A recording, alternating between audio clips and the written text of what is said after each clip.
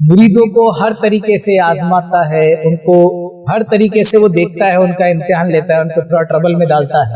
ये डालता है ट्रबल में। कहते हैं एक मर्तबा जो है एक बावर्ची रसोई घर के अंदर चूल्हा जलाया, चूल्हे के ऊपर बर्तन रखा, बर्तन में चना डाला और पानी डाला। अब थोड़ा टाइम बाद जो है पानी वो खोलने लगा, वो पानी खोलने के बाद जो है ऐसा हुआ कि उसमें से एक चना जो है वो उबला। जब इसमें हुआ तो एक कूद के चना बाहर आ गया, और चना जो है कूद के बाहर आने के बाद बावर्ची को बोलता है कि तुझे शर्म नहीं आती है, तो हमको इस तरीके से जो जला रहा है, उबाल रहा है, इस तरीके से कर रहा है, आखिर ऐसा क्यों कर रहा है हमारे साथ?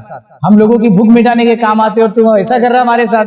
तो कह रहा है कि फिर बावर्ची कहता है कि अगर तू उबल जाएगा तो तू पक जाएगा, तू अभी कच्चा है, तो अगर उबल जाएगा, तू अगर वो गर्मी सह लेगा, अगर तू वो उबाल सह लेगा, अगर तू वो मुशक्कतों को, परेशानियों को झेल लेगा जो बावर्ची ने जबरदस्ती तुझ पर डाली है, तो तू कच्चा है ना, तू कच्चा नहीं पक जाएगा और तुझ में और ज्यादा टेस्ट आएगा, तू और मजेदार हो जाएगा, तू और लतीफ हो जाएगा, तेरे अंदर और जो है खूबी आएगी, तू लज्जतदार बन जाएगा, तू अब से ये अभी जिस कंडीशन में उससे बहुत ज्यादा बेहतरीन हो जाएगा। वो बोलेगा ऐसा थोड़ी ना होता है, वो चने का ना ऐसा थोड़ी ना होता होगा, खाना डायरेक्ट खाओ।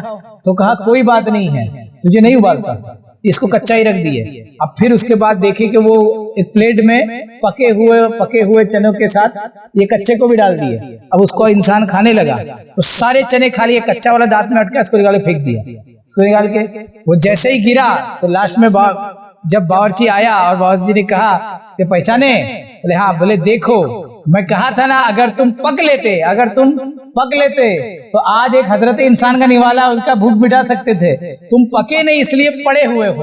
अगर पके हुए रहते तो पड़े हुए नहीं रहते, अगर पड़े हुए हो तो इसका मतलब पके नहीं तुम। तो इसलिए पीर कभी तो ये जो पानी उबलना वगैरह है, ये आजमाइश है, और वो जो चने हैं वो मुरीद है, और वो जो उबालने वाला है वो पीर है। वो उबालता है ताकि जो कच्चा मुरीद है वो पक्का मुराद बन जाए।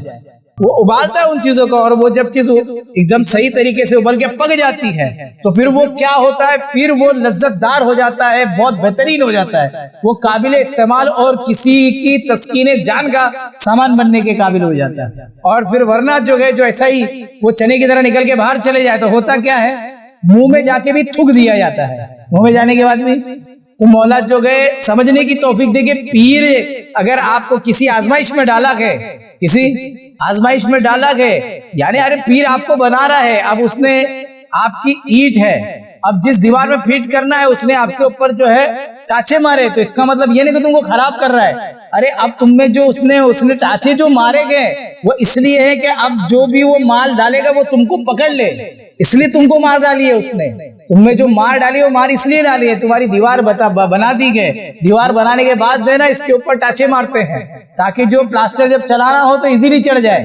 तो अब अगर पीर अगर आपको टाचे मार रहा है तो वो चुभन मत देखो, अब तुम्हारी खुरदुरी दीवार को जो है ना प्लास्टर करने वाला है, तुम्हारी खुरदुरी दीवार को चिकनी बनाने वाला है, वो बदसूरत दीवार को खूबसूरत बनाने वाला है। वो इसलिए वो कर रहा है, क्या कर रहा है वो, तो पीर खूबसूरत बनाने जाता है।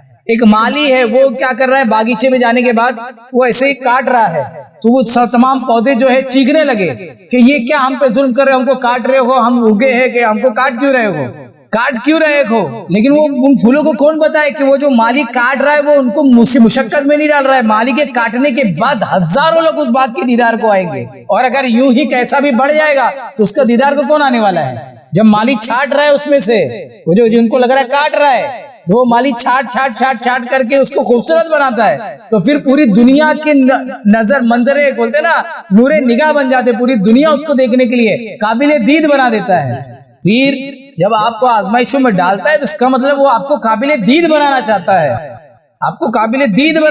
है, वरना फिर आप तो जो गए मौला समझने की तौफीक दे के पीरे कामिल आजमाइश लेता है, पीरे कामिल आजमाता है। हम बड़े नाजुक रहते हैं, वो चने की तरह उठ के बाहर भिड़ गए हो गए, मौला हमको जो है इस्तेकामत अता फरमा।